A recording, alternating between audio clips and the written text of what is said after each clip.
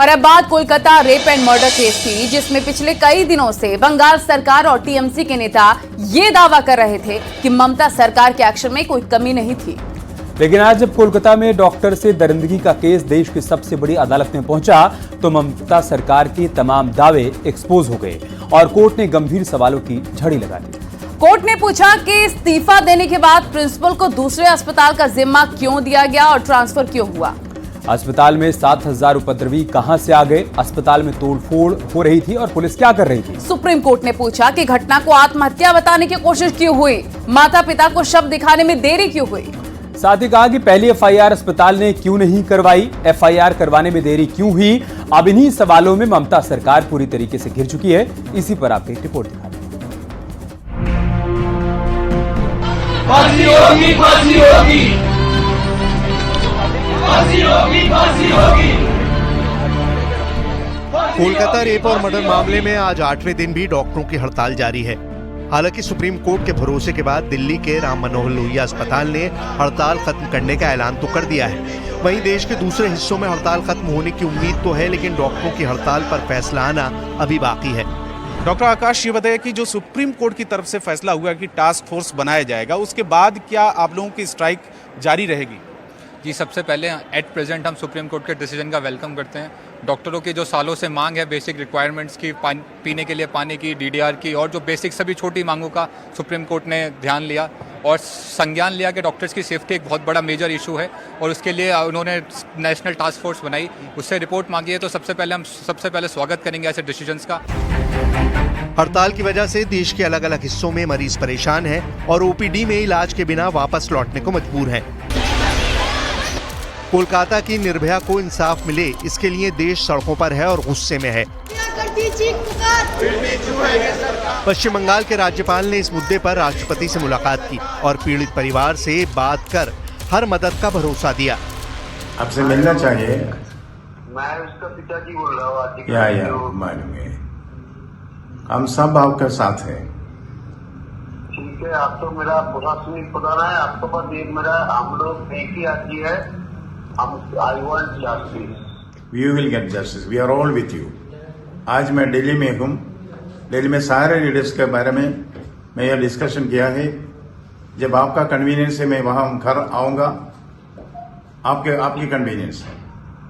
ठीक है, आने से आपका आने से हम तो बहुत अच्छा लगेगा।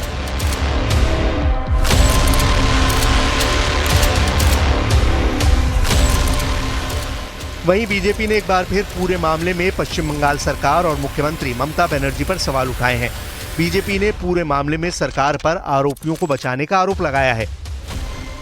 विशेष करके हम 21वीं सदी में महिलाओं को कैसे दिखते हैं, कैसे व्यवहार करते हैं और सरकारें उसके प्रति कैसे संवेदनशील होती है।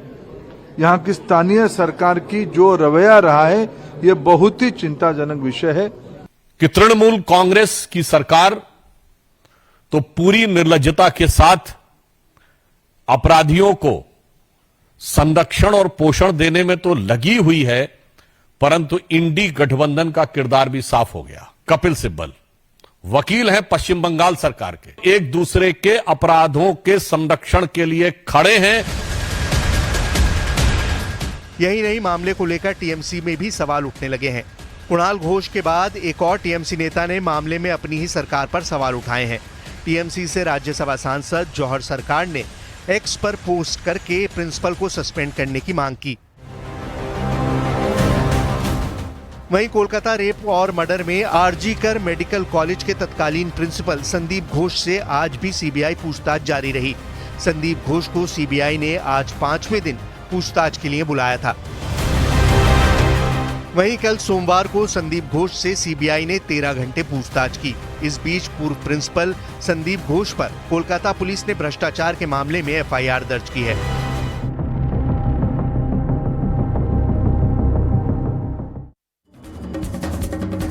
एक तरफ सुप्रीम कोर्ट के सवालों से कोलकाता कांड में ममता सरकार सवालों के घेरे में है, तो दूसरी तरफ अब उनके पॉलिटिकल साथियों पर भी सवाल खड़े होने लगे, क्योंकि महिला सुरक्षा पर राहुल गांधी और अखिलेश यादव सुविधा अनुसार बयान दे रहे हैं। आपको सुनवाते हैं। मैं यहाँ इस मामले में आया हूँ। अब मैं जानता हूँ कि आप इस मामले को उठवाना नहीं चाहते हो, आप डिस्ट्रैक्ट कराना चाहते हो। देखिए, मैं कोई घटना हो उस पर राजनीति नहीं करनी चाहिए, और घटना पर राजनीति करने का हुनर अगर किसी के पास है तो भारतीय जनता पार्टी के पास है। कोई घटना हो जाएगी, उसका राजनीतिक लाभ और दूसरों को बदनाम करने का अगर टैलेंट किसी के पास है तो भारतीय जनता पार्टी के पास है।